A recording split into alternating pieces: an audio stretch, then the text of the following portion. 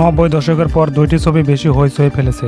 একটি হলো প্রিয়া আমার প্রিয়া আর এখন প্রিয়তমা। দুটি ছবি হলে গিয়ে দেখার সৌভাগ্য হয়েছে।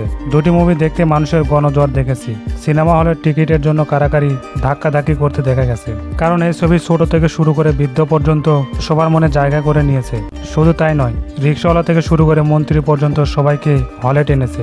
যে ছবি সর্বমহলে প্রশংসিত হয় সেটা সবার কাছে উৎসব মনে হয়। প্রিয়তমার এই পর্যন্ত 30 কোটি টাকার টিকিট বিক্রি হয়েছে, তাই ব্যবসায়িকভাবে হিমেল আশরাফ সফল।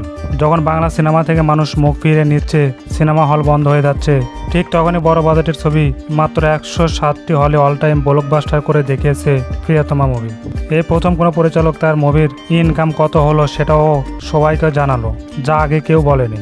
প্রথম সপ্তাহ দ্বিতীয় সপ্তাহ এইভাবে সব সময় আপডেট দিয়েছে এই সাহসী পরিচালক। এই দিক থেকেও প্রিয়তমা সেরা। তারপরেও প্রিয়তমার সফলতা মানতে চায় না অনেকেই। তারা পড়ে আছে আদিকালের বেদের মেয়ে জোসনা নিয়ে, যার ইনকামের সঠিক তথ্য নাই, আর আমরা এটা নিয়ে লাফালাফি করি। আমরা টাকার মান নিয়ে অঙ্ক কষি।